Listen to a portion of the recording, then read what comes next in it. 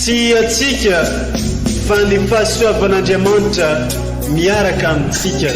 Isika fa ny fahasoavan'Andriamanitra miaraka amintsika noho izy roatsika sandrivaky sy asantsika miaraka aminy.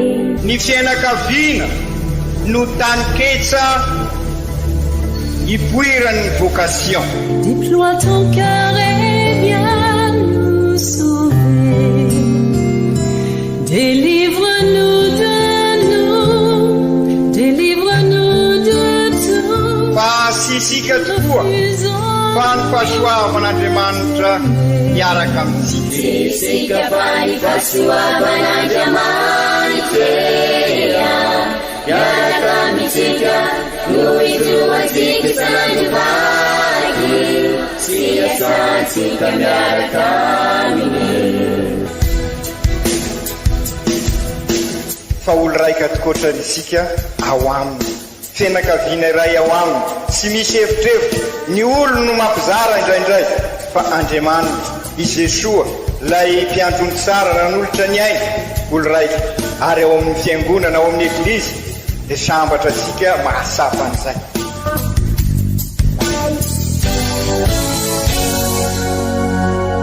Olo araiky atsika atambatry ny fanahy masina kamiray, olo araiky ao amin'ny Kristy. Fandaram-pampianarana iarana amin'ny son excellence Monseigneur Benjamin Marc Ramarson eto amin'ny radio Fagnier.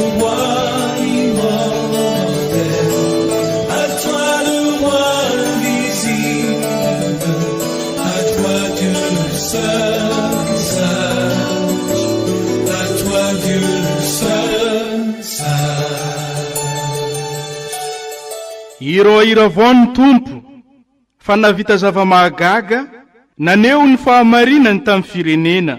Alleluia. Manolotro mbola tsara finaritra korialantsika jiaby mankafy magnaraka tsy tapaka an'ity radio mamitsika ity dia ny radio Fagniry. Arabegny aby atsika jiaby tratran'ity alahady fahadimy amin'ny fankalazagna ny Paka. Izay agnamezan'ny eglizy atsika aloha hevitry ny vokatry ny Paka, afaliagna sy fitiavagna. Oregnitsika amin'ny tenin'Andriamanitra rosiny eglizy amintsika niany ny famelabelaragna io loha hevitry io arahiny fampianaran'ny archevêque ray aman-dreny de Monseigneur Marc Benjamin Ramarson. Ndao oregnesitsika ny tenin'Andriamanitra.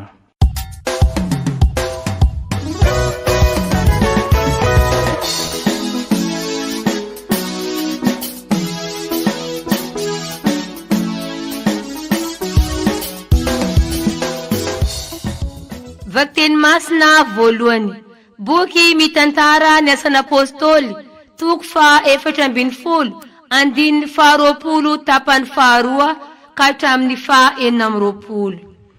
Tamin'izany andro izany, i Paoly sy Barnabe dia niverina tany Listra sy Iconium ary Antiokia nankahery fo ny mpianatra sy namporisika azy haharitra amin'ny finoana ary nilaza fa ampiaretana fahoriana betsaka no tsy maintsy hidirantsika amin'ny fanjakan'Andriamanitra. Isan'ny eglizy nalehany no ny efa nivavaka sy ny fadianina izy ireo dia nanendry pretra sy nanankina azy tamin'ny tompo izay efa ninoany. Dia namaky any Pisidi izy ireo ka tonga tany Pamfilia. Ary rehefa nitory ny tenin'ny tompo tany Perja izy dia nidina nankany Atalia. Avy ao izy dia niondrana antsambo hankany Antiokia fa teo no nanolorana azy hoentiny fahasoavan'Andriamanitra hanao ny asa izay vitany. Vao tonga tao izy dia namory ny fiangonana ka nitantara ny zavatra lehibe nataon'Andriamanitra taminy sy ny namoany ny varavaran'ny finoana ho an'ny jentily. Izany ary ny tenin'ny tompo. Isaorana ny Andriamanitra.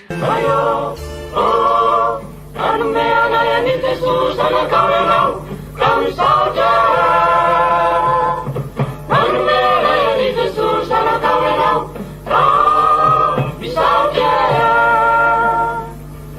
Ayo, oh, nanome anayani Jesus anatao ianao ka misaotra. Nanome anayani Jesus anatao ianao ka misaotra. Ianao nataonao arery amanito mampatratanora ianao arivo ankalaza ny anaranao amitana tsy misy fetra de misara mamanakariby ianao isanandro vavy ary tonga ilerany anaranao amitana tsy misy fetra amitana tsy misy fetra. Lehibe izy tompo lay avo indrindra ary naiavony araina eritreretina ny alebezana amanakony asanao ary tote itory sy ankalaza anoreo asanao mahery anoreo asanao mahery eny voninay tao zay mamirapiraka enieny asanao mahagaga loatra eamarakotataraiko ianarakonao lehibe akosa eamarasotaronanao mony asiny fahamarinanao eobinatranetrany eobinatranetrany itumpu fitiavana pangurana etanya karapunya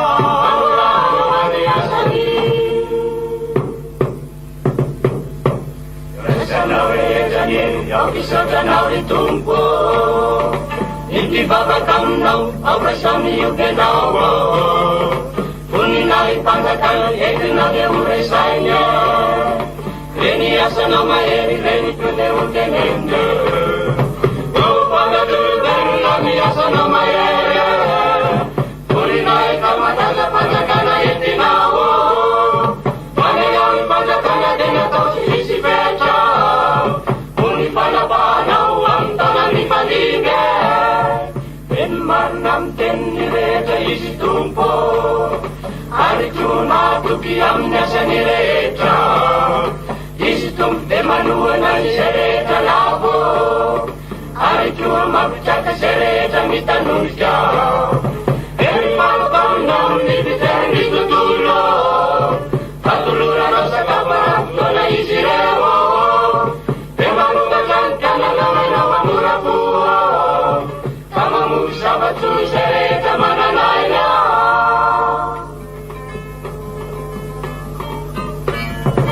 Ilmarnam nalang nileta isitumpo Arde aminya kumangnya sanireta Fanitum ewanila nirasani ansuase Eirami ansuase ang kitsi kutukua Enamari sairi niramatau tasise Siniyan nitarana ni mahuli asirewo Earumanistu kusereta piyase Paniurundachiku satihari yalabukua Okitul fiderana nistum sani babako Yurumberu nareta oke yurdunia narane Eni soranane narane Amtana tisifeta Koi soranane hai bemitis pangurana Sini sana kale sukimatu di sini baca Awisani fidi yasi kukiruwa si pamunde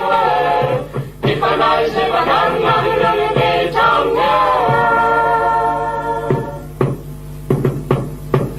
Ayo, oh, ayamne anayani Jesus anatao ianao kami saja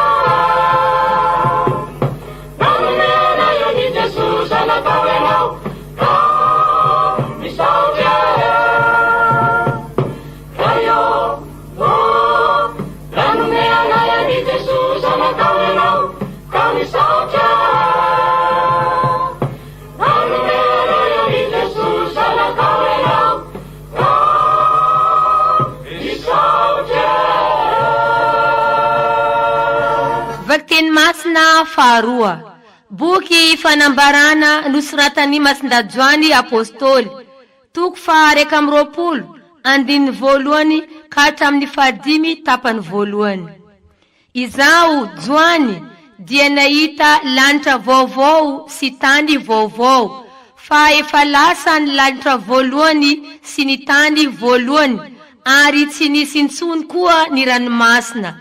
Dia indro hitako nidina avy anan-danitra ny tanàna masina avy any amin'Andriamanitra. Dia Jerusalema vaovao, voahaingo toy ny vehivavy ampakarina, voaomana hiona amin'ny vadiny. Ary inzay nisy feo mahery reko avy ao anatin'ny seza fiandrianana, nanao hoe: indro ny tranolain'Andriamanitra tonga eny amin'ny olona, ary izy hiaramonina amin'izy ireo. Izy ireo moa ho vahoakany, ary izy Andriamanitra mitoetra eny aminy kosa, ho Andriamanitra izy ireo. Ho fafan'Andriamanitra ny ranomaso rehetra amin'ny mason'izy ireo, ary ny fahafatesana dia tsy hisy intsony. Ny alahelo amam-pitarenana sy fahoriana koa tsy hisy intsony, fa efa lasa ny toetra taloha. Dia ho ilay nipetraka teo ambony seza fiandrianana, indro havaoziko ny zavatra rehetra.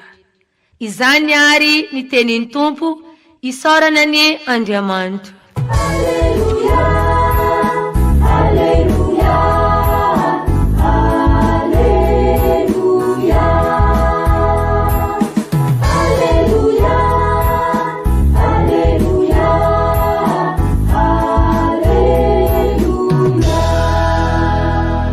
Evanjely masina nosoratan'ny Masinda Joany ao amin'ny toko 7.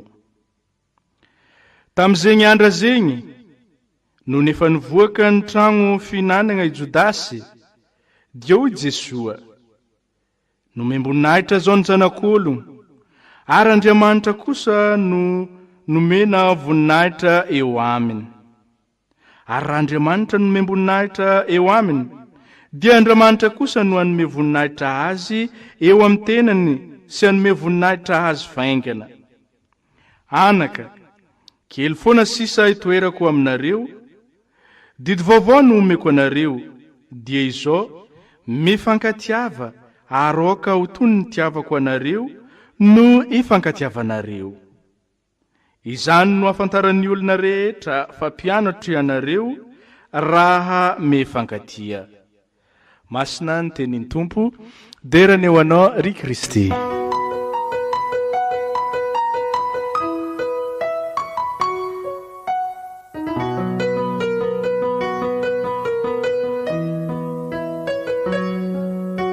Ry kristianina havana, araky ny efa naverimberisika isaky ny herinandro, isaky ny alahady, dia atolotra ny eglizy endriky ny Kristy anankiray, toe-piainan'ny Kristy, toe-panahin'ny Kristy, zay ho sakafo-panahsika, ho sakisakosika, ibanjinsika, ary iainasika, ivelomansika, mba hahatonga sika ho Kristy mpiarabelona amin'olona, satria isika izao no Kristy velona, isika no kristianina, mpanaradian'ny Kristy, ary zay no vokatry ny Paka, ary ahatonga sika eo ve eglizy olona velona, manorina ETA, eglizy tranon'Andriamanitra, de ilay tranobe iongonana, ka ahatonga sika tokoa ho taranaka mpanorina, ka mizara sy mamafy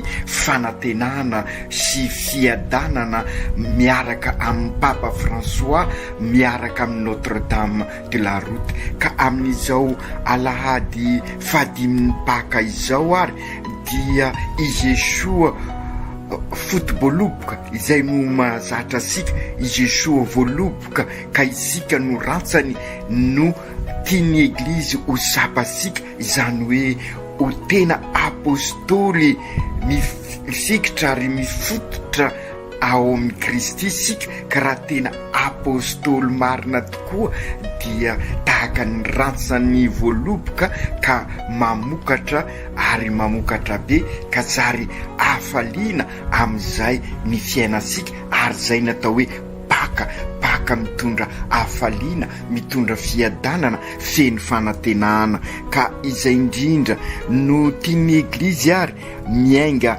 amin'ireo vakiteny telo fandrindra ny evanjely izay mikasika ny fanoharana nataon'i Jesoa momba ny voaloboka, ka sy iza ny fototra io voaloboka io fa Andriamanitra araky ny haintsika amin'ny vakiteny voalohany. Andriamanitra ny mpamboly ary ny vahoakany no voaloboka, ny tany voalobokany. Ka raha kolokoloiny tsara ary sy vitany kolokoloiny fa nanolorany ainy, ka raha miray aminy ary sika dia velona tokoa ao aminy. Ary izay no paka vaovao asika, ary izay no fampianarana lehibe tisika tiany eglizy atolotra amintsika. Raha atao amin'ny teny hafa izay dia io tenin' Jesoa ao amin'ny evanjely manao hoe mitoera ao amiko ary izaho toetra ao aminareo, ka amin'izay ianareo dia hamokatra be ary ho feno sy ho lavrary ny hafalianareo. Ny sampana izay sy miray amin'ny voaloboka kosa hoy Jesoa dia sy mahazo mamoa, ary toy izany koa ianareo raha sy mitoetra ao amiko. Ka izay tokoa aokary hitoetra ao amin'ny Jesoa isika mba hamokatra be. Inona moa ny dikany hoe mitoetra ao amin'ny Jesoa? Mitoetra ao amin'ny Jesoa isika raha manana ny fiainana mitahaka ny Jesoa, manahaka ny fiainan'i Jesoa isika. Zany hoe manatanteraka ny sitrak'Andriamanitra, ary ny sitrak'Andriamanitra dia isika hanao ny marina, hampanjaka ny rariny sy ny hisiny, izara ny fifankatiavana aneo sy anatanteraka hikasaka mandrakariva ny soa iombonana.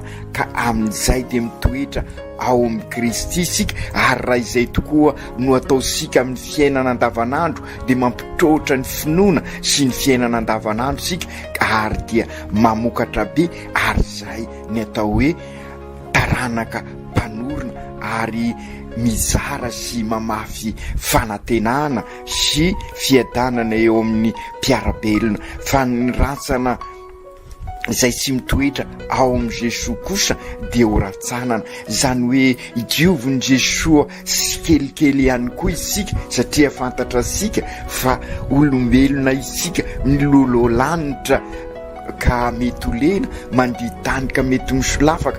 Ka noho izany sy mora mivadibadika isika, ka matetika sy araky ny sitrak'Andriamanitra ny ataosika, ka amanjary mivoana isika. Ka io indrindra no ananaran'i Jesoa sika miatrika n'ireny sedra maro isan-karazany ireny no zary fanadiovan'i Jesoa ny fiainantsika. Fa ho an'ireo izay sy mety hidiovina kosa dia lasa maina ka sy mamokatra. Ka izay no mahatonga azy arina any amin'ny toerana izay iketroan'ny nify hoy Jesoa, any amin'ny afo lasa azo maty. Ka azo maty dikan'izay zany dia sy azo atao inonina isony. Ka izay indrindra ry kristianina havana amin'izao alahady fahadimy am'paka izao, miroso sara ny diasika mivelona n'izay maha-Kristy mpiarabelona amin'olona izay sika, miezaka isika mba hoeove ka ambaran'i Jesoa amintsika ary fa tokana ny lalana ahatonga asika eglizy olona velona, dia isika mitoetra ao aminy, mifikitra ao aminy, mivahatra ao aminy. Ka raha mivahatra ao aminy sika dia ny ainy, ny angovony no entsika miakatra miatrika ny fiainana. Dia izay no ambaran'ny vakiteny voalohany.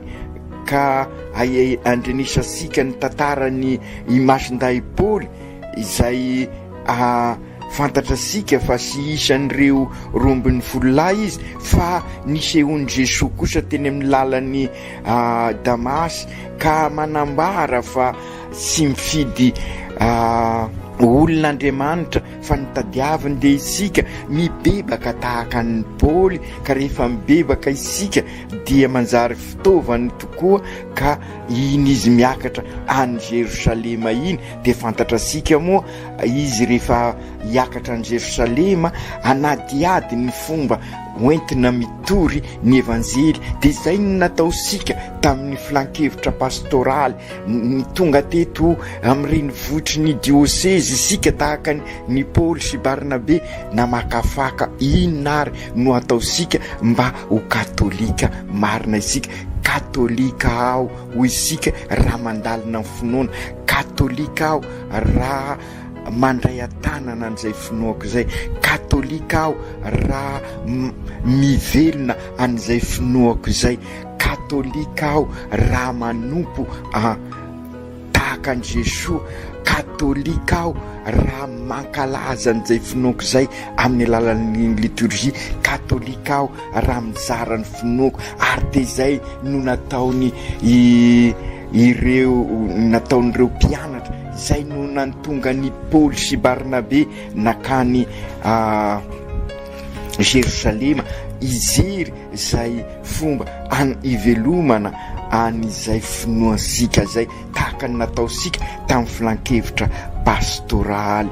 Ary i Masinda Joany kosa amin'ny vakiteny faharoa dia mananatra sika fa ny tena hoe mitoetra ao amin'ny Kristy, mivahatra amin'ny Kristy dia isika mifankatia, izany hoe ao anatin'ny fahamarinana, ao anatin'ny fampanjakana ny rariny sy ny isiny, ao anatin'ny fikatsana ny soa iombonana, ao anatiny izay fivelarana ny fampitraofana ny finoana sy ny fiainana andavanandro.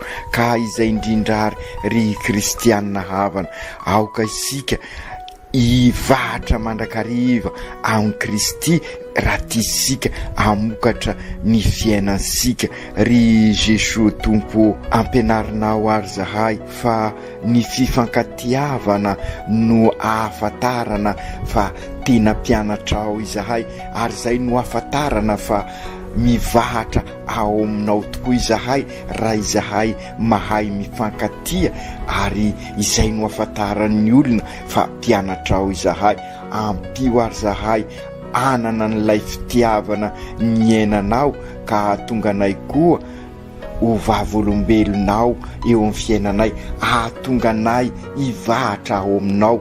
Ka raha mivahatra aminao izay dia ho sampana mamoa, izany hoe eglizy olona velona. Ka raha eglizy olona velona izahay dia afaka anorina tokoa ETA, eglizy tranon'Andriamanitra, dia ilay tranobe iombonana, ka ho ahay ampitrotra ny finoana sy ny fiainana andavanandro tokoa izahay. Ianao ny voaloboka ary zahay ny sampana, ka ingana izahay ho sampana mamokatra tokoa, fa sy hoe sanatria ho sampana mainaka zary azo maty. Engany ho tanteraka izany amin'ny anaran'ny Ray sy ny Zanaka sy ny Fanahy Masina. Amen.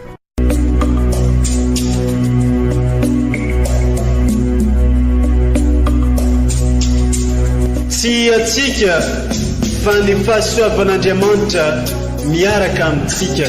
Isika fa ny fahasoavan'Andriamanitra miaraka amintsika, noho izy ho antsika sandrivaky, sy asantsika miaraka aminy. Ny fianakaviana no taniketsa ipoiran'ny vocation. Déploie ton cœur et viens nous sauver. Délivre-nous de tout. Fa sisika tokoa fa ny fahasoavan'Andriamanitra miaraka amintsika. Sisika fa ny fahasoavan'Andriamanitra miaraka amintsika, noho izy ho antsika sandrivaky, sy asantsika miaraka aminy. Fa olo raika tokoatrany isika ao aminy fianakaviana iray ao aminy sy misy hevitrevitra ny olo no mampizara indraindray fa Andriamanitra i Jesoa lay mpiandrony tsara nanolotra ny aina olo raiky ary ao amin'ny fiangonana ao amin'ny eglizy dia sambatra atsika mahasapan'izay.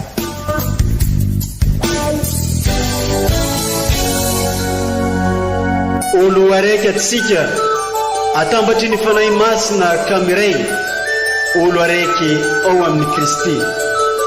Fandaram-pampianarana iarahana amin'ny son excellence Monseigneur Benjamin Marc Caramarson eto amin'ny radio Faniry. À toi le roi invisible, à toi Dieu seul.